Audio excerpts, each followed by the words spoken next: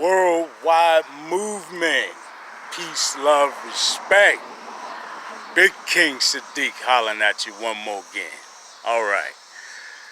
I'm going to try to keep this as brief as I can. I've said that many times and quote unquote run over, right? But yeah, I wanted to talk about the subject of spiritual awakenings, right?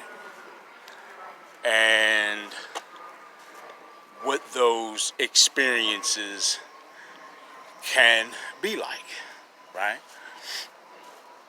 Obviously, I'll say that being such a personal,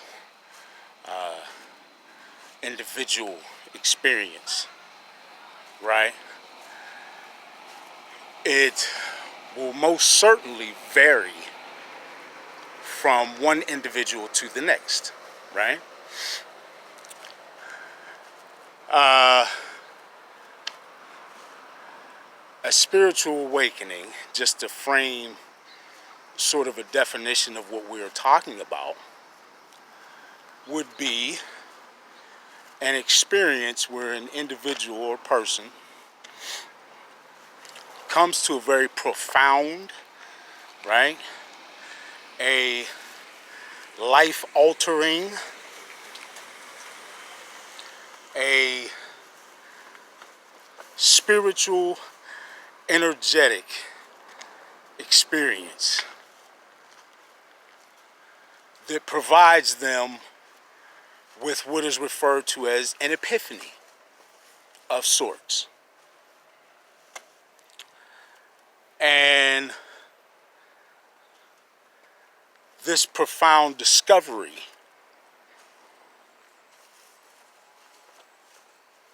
again will be, for most people, something that is life-altering and lasting, right? We're not talking about something you're going to forget next week, right? Okay, so again, this can look very different for a lot of people, as we're all individuals with our own collage of individual experiences that we call life, right? All right, so what has that looked like for some? All right. Some folks have described an experience where they have gone through an actual physical interaction. Now, here's what I mean by physical interaction. Visually, they describe an instance where they have begun to see, primarily at least, not just through their two typical visual eyes, right? But through what is commonly referred to as their third eye, or many would say the first eye, right? And what that looks like for some, I'll do this. I'll talk briefly about what it can look like and then what it will be if you let it, right? Okay. What it can look like is visually everything coming to what I would call triple stage darkness. And for all of my 5%er friends, I'm sure that their ears have perked up a little bit at that terminology, right? But what I'm saying is complete blackness. Your eyes your two visual eyes sort of shut off for a moment. It doesn't feel like, oh, I've gone blind all of a sudden, as much as that's just not where your brain is receiving its transmission from at the moment. I think that's an accurate way to put it. And, well, what do you mean triple stage darkness? What are you talking about? What's that like, King Sadiq?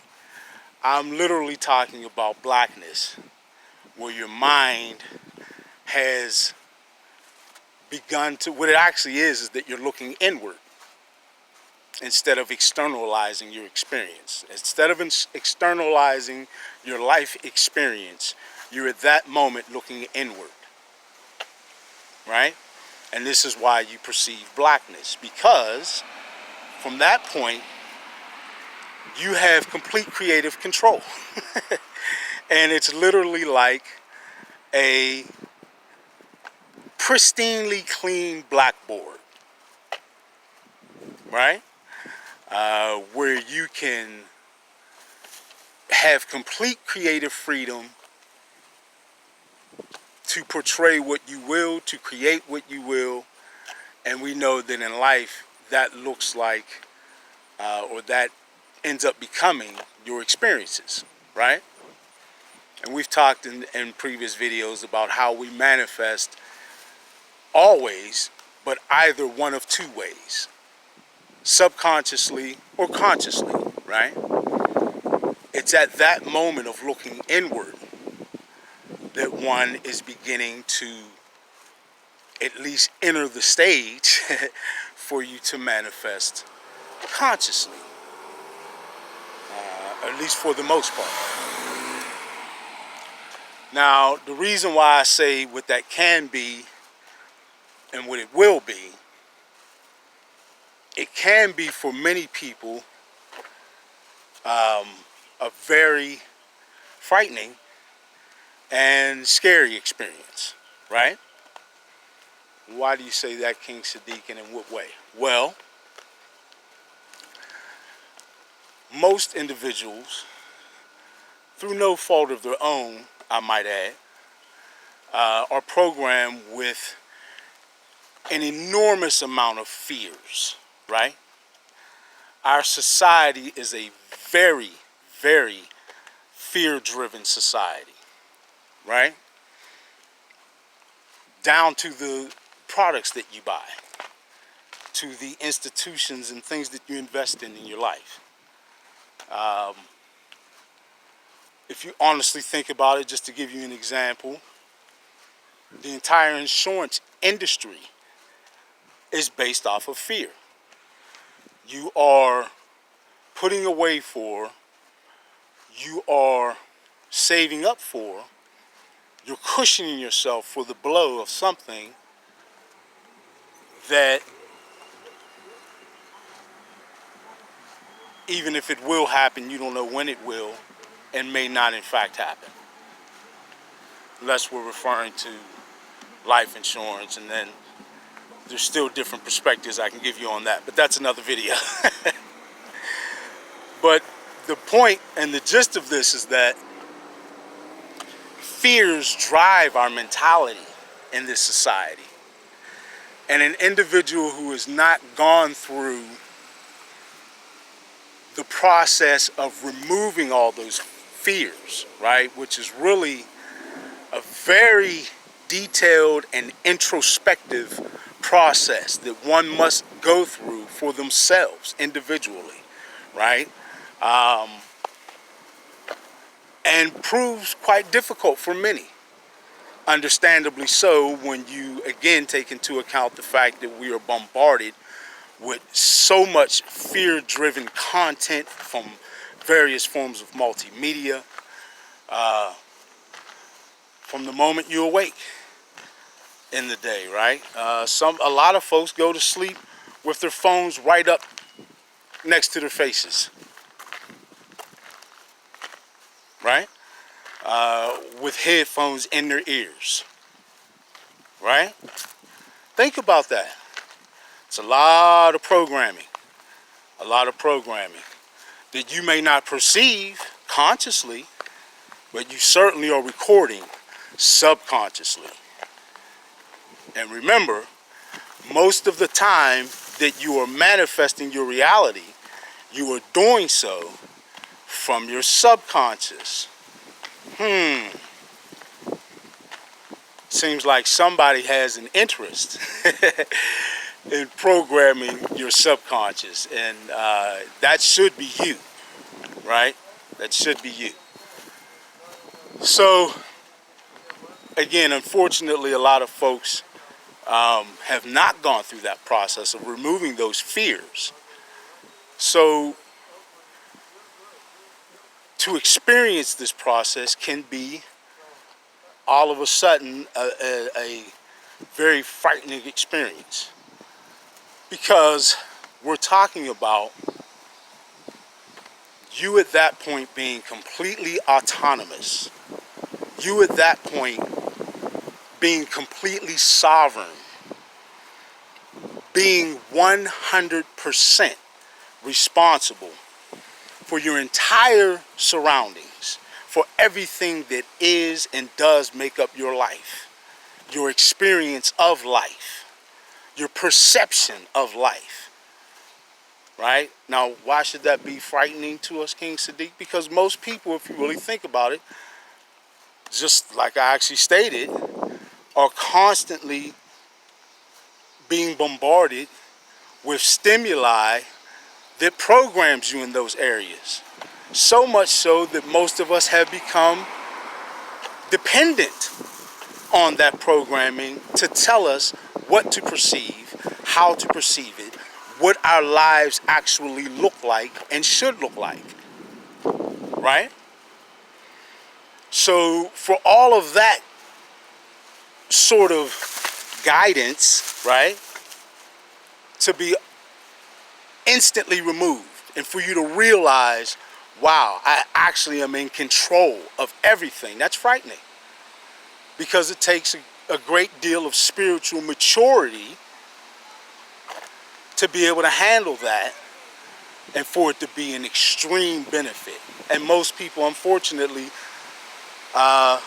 or at least many people, let me not say most, many people, unfortunately, lack that spiritual maturity, or at least have not gotten to that stage of development yet. I'm getting a little closer to the phone because the wind is picking up.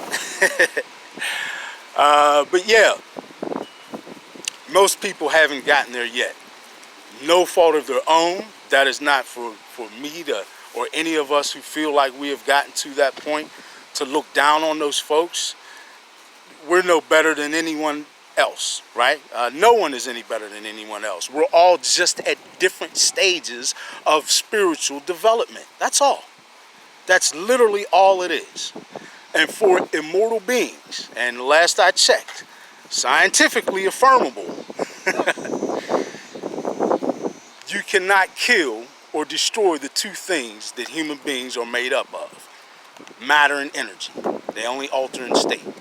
So yes, folks, you are immortal, right?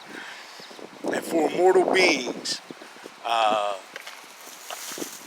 patience is totally attainable. And the patience is really a powerful tool in us getting through our spiritual development to attain the necessary spiritual maturity to be able to handle an experience like that, right?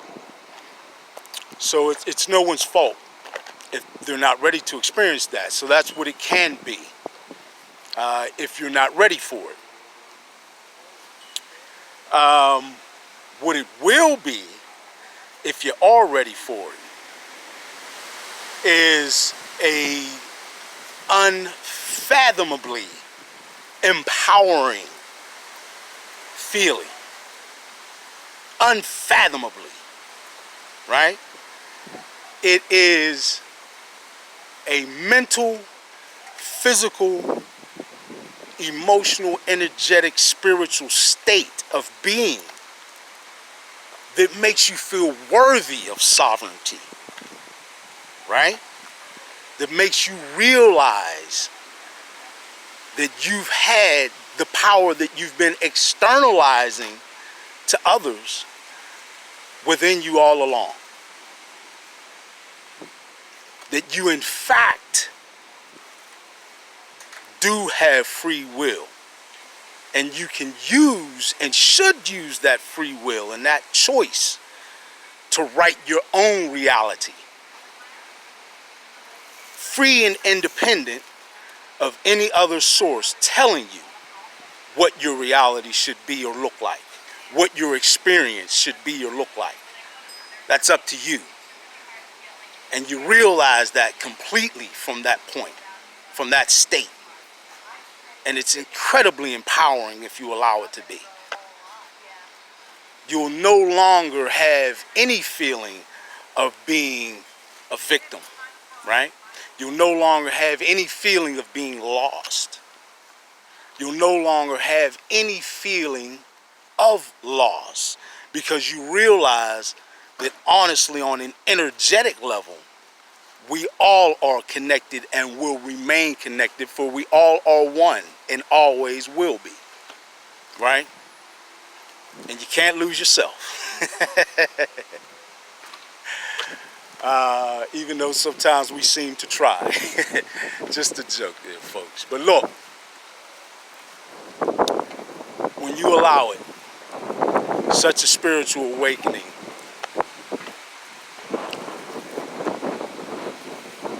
will take your life to a point of bliss that gives you the ability to do just like King Sadiq does, right? Not that you want to emulate me, but folks, to have a string of great, amazing days continue for years now, right? And I mean that. My life has changed in a way that every day I wake up excited in anticipation of the day and all the beautiful possibilities it brings, right? And that's what an awakening like this will give you.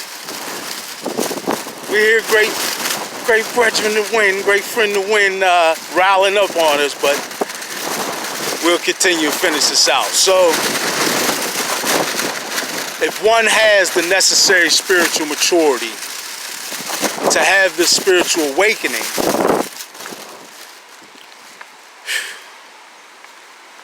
it's beautiful. Transcendently beautiful. And apparently, it's something that the socio-economic elite individuals of this world do not want the average person to experience. Why? Quite simply, once an individual has undergone and come out of the other side of such an experience, they are not one who can easily be, if at all, be manipulated, controlled, ruled, lied to, made a victim, right? And a surge in our population becoming such people would ultimately and inevitably result in the old paradigm going bye-bye. Which has already begun to happen, right? Because so many folks are undergoing this awakening, and so many more will be. Before this year is out even, a staggering number of folks will be, right?